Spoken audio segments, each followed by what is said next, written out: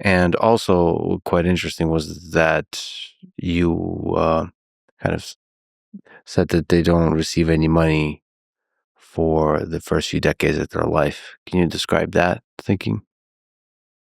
Yeah, I think overabundance paralyzes motivation and willpower. It's extremely harmful, particularly for young boys, to grow up in an environment where they can be proud not of their own achievements, but of their father's achievements, of their father's wealth. This removes the incentive to work on developing their own skills, removes the incentive to study, to work. So I thought if they're gonna have this money, it should be something that they would only get when they're already adult. It's still risky. But one of the reasons I decided it makes more sense to divide this huge wealth that I'm likely to leave behind among 100 or more than 100 people is that it won't be too much for every single descendant. But at the same time, some people did the calculation. It's still many, many millions of dollars for each child. So I'm not sure it helps too much. On the topic of abundance, offline, we had a lot of fascinating philosophical discussions, one of which was about the mouse paradise experiment, also known as Universe 25. It's an experiment from the 1960s and early 70s conducted by ethologist John B. Calhoun. And we can talk about this one for hours also, I'm sure. But it was an experiment with a few hundreds of individual mice compartments. And they provided them with unlimited food, water, nesting, no predators, stable temperatures, and frequent cleaning. Basically, the definition of abundance as far as mice go. And the interesting aspect of this experiment is that at first the population doubled, it grew very quickly, but then it leveled off and certain really negative social things started happening, like mothers neglected to kill their young, violent attacks and hypersexual activity became widespread. Some quote-unquote beautiful ones, largely inactive, well-groomed mice withdrew, refusing to mate or interact. So all of these kind of societal qualities that we see as negative for the functioning of a society started to emerge because of the abundance.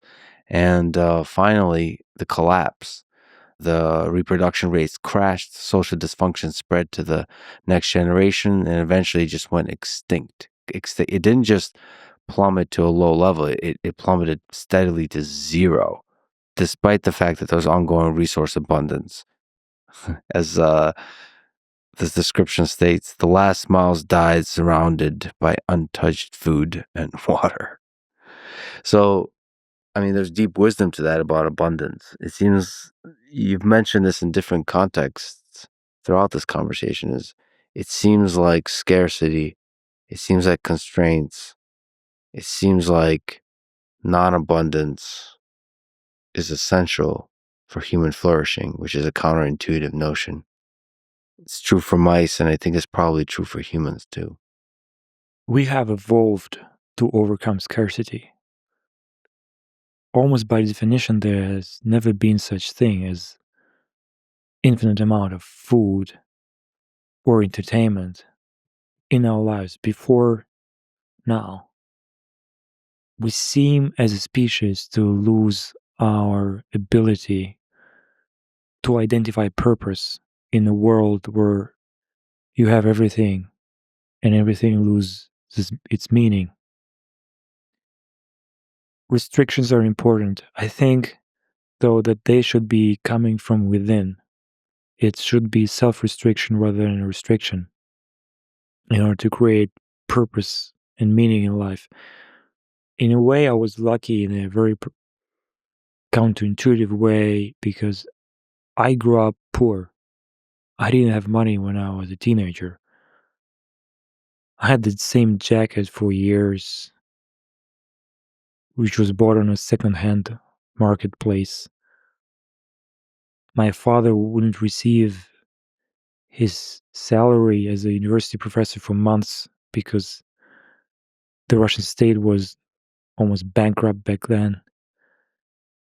My mom had to juggle 2 jobs to take care of us. It was not easy, but it also created purpose. It created meaning. It created priorities. It allowed us to focus on things that mattered. It allowed us to develop our character and intellectual abilities. Now, if we had everything, why do anything? These mice suffered societal collapse that was irreversible. And this is not an accident. This kind of experiment has been repeated countless times. At a certain point, social dysfunction and the erosion of social roles becomes contagious, and the society gradually degrades into a chaotic collection of individuals unable to take care of the next generation or even to produce the next generation. And it goes extinct. It's fascinating because we're creating technologies, and this is what AI is proposing to our future generations as a problem to solve, which is AI may very well create abundance. And so we will be like these mice, potentially. Whether it's AI or other kinds of technologies that increasingly give more and more to all of us. And it is a thing that is good, decrease the amount of suffering in the world, increase the quality of life.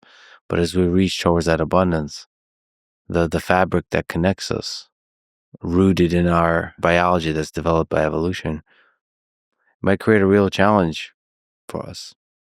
We should find the right balance between chaos and order, between self-restriction and freedom for creativity.